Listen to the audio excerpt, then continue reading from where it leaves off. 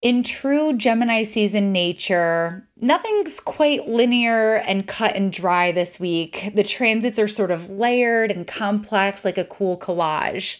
So for this week's video, we're going to be combining some very important transits that all sort of interconnect. We're going to be talking about the Gemini New Moon, Mercury's direct station, and Saturn's retrograde station. So let's get into it.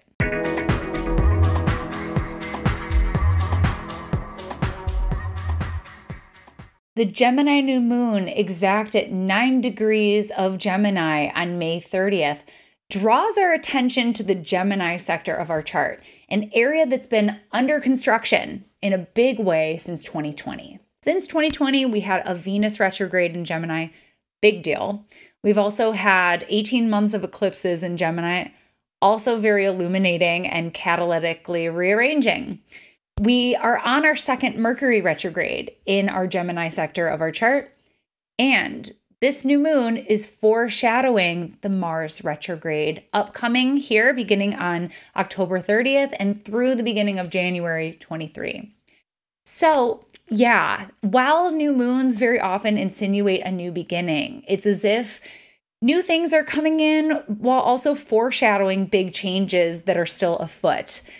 In true Gemini nature, once again, the Gemini area of our chart wants variety. It wants to keep things interesting. So it makes sense that there's been a lot of change. And to be honest, Mars retrograde won't even be the end of the change because soon Uranus will be entering Gemini.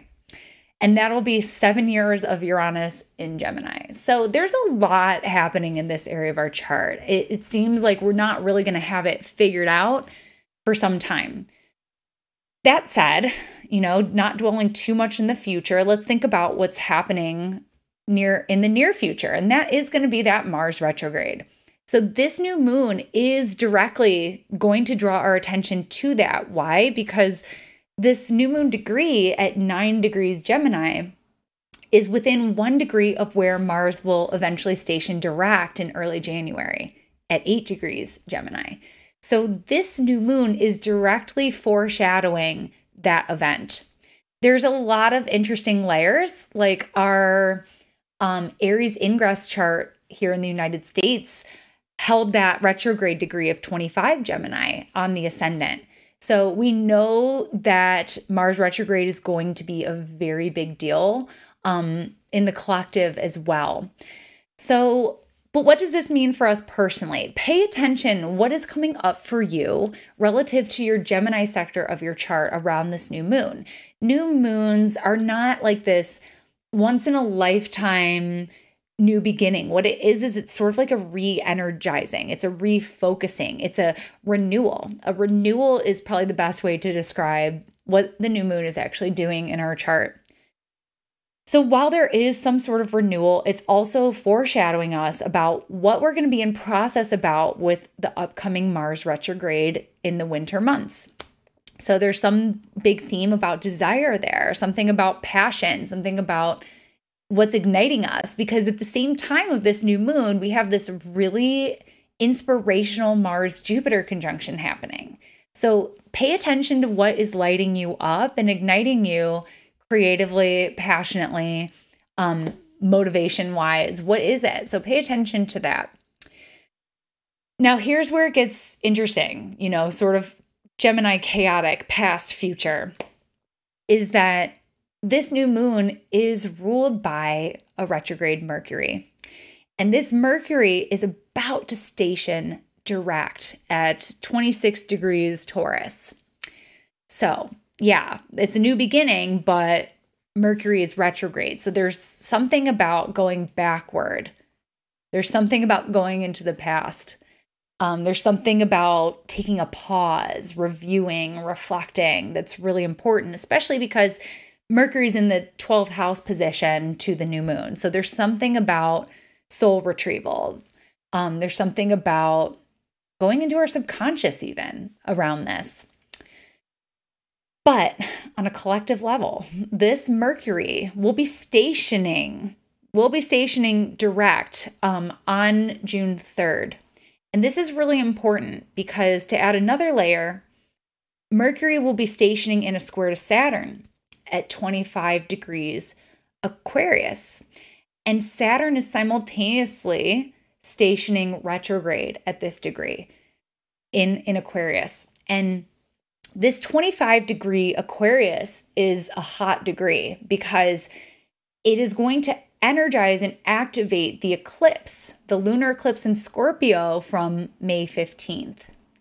So if you have degrees here between 25 and 27 or like 24 and 28, your chart is really getting lit up right now and you're really going to feel this because this is not going to be your average Mercury direct. This is going to be a supercharged Mercury direct for everyone, especially for people who have planets at these degrees, because not only are two planets stationing at these degrees, but they're energizing two eclipses. So Mercury is conjunct Algol right now. Algol is the Medusa star. We've talked a lot about her on here. Medusa was violated, and her trauma and her rage turned her into a monster. You know, it ate her up inside, and she was outcasted and she was castigated and she was scapegoated and all these terrible, terrible things. And society made a monster out of her.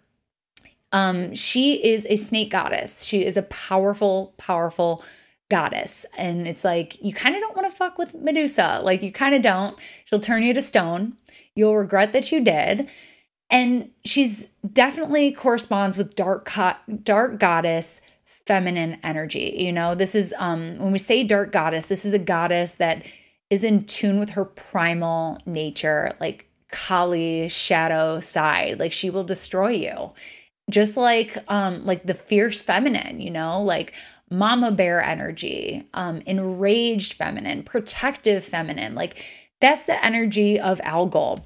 And yeah, like, we have, as women and people with uteruses in this country, we have huge issues right now, plenty to be enraged about. And so I see Mercury at this degree as sort of a microphone for Medusa in many ways. And yeah, and in a square to Saturn, Saturn being limitation, constriction, control, rules, telling us what we can and can't do. And Saturn, unfortunately, is a lot stronger in this position. Saturn is in the superior position. Saturn has domicile, Saturn has triplicity, and also what's considered bounds. If you don't know what those things are, don't worry about it. The point is that Saturn is very, very strong here. Mercury, not so much. Mercury is peregrine here. Like, it doesn't really have a lot of authority. And so the unfortunate thing with a Mercury-Saturn square is it's stationary, it's gridlocked. There's something that's like standstill. There's something, you know, maybe some of these justices have changed their minds. Maybe there's like a gridlock of some kind. It feels slow moving with two stationary planets. But also it's a reversal. We see two planets that are reversing. So that's kind of the essence of what that leak told us was going to happen, is that there's a good chance that it will be reversed.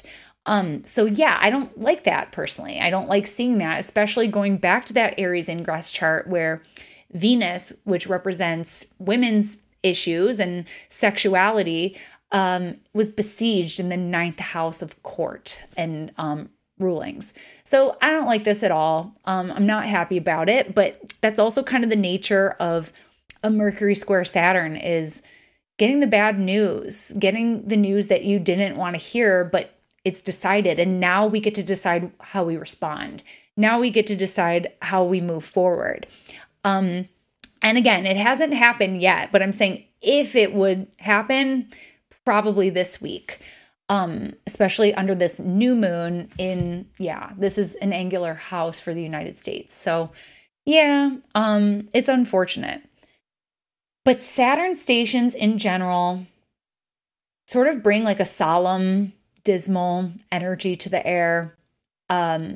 Mercury stations, there's generally like a lot of confusion. There can be things that are misreported or misread. So pay attention, because just because Mercury is stationing direct doesn't mean that it's over. Like, the Mercury retrograde energy really kicks up around the stations.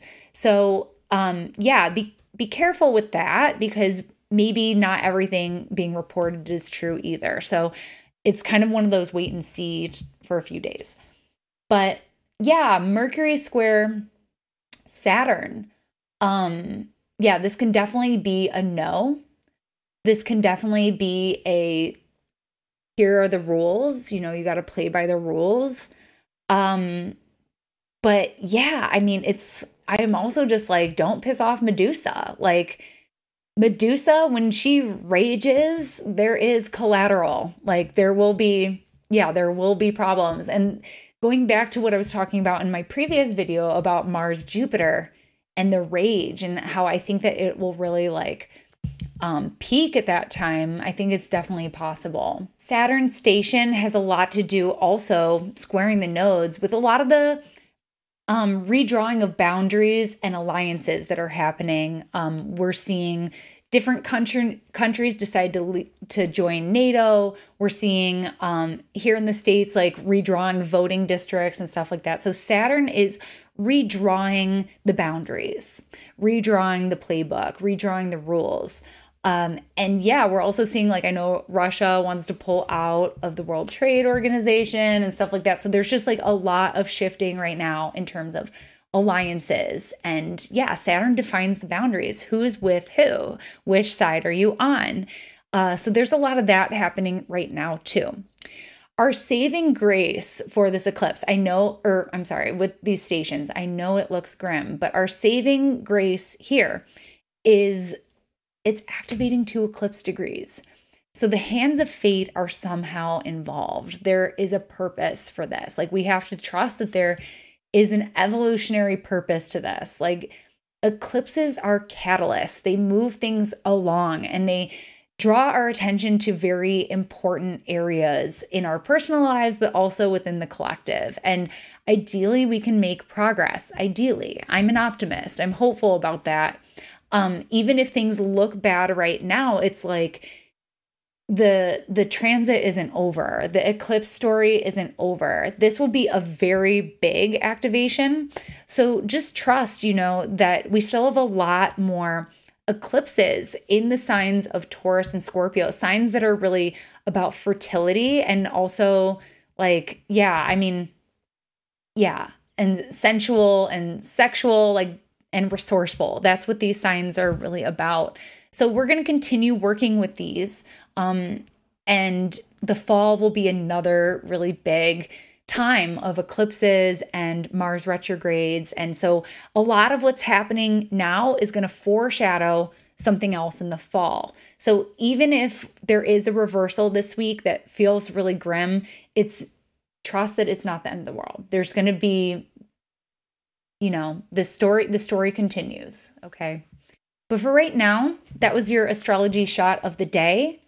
And I hope that the eclipses in your life being activated help you to shift some really difficult things that you've been wanting to shift for the better. You know, these are fixed energies. It takes a lot to change. So that's why they're really being drilled right now.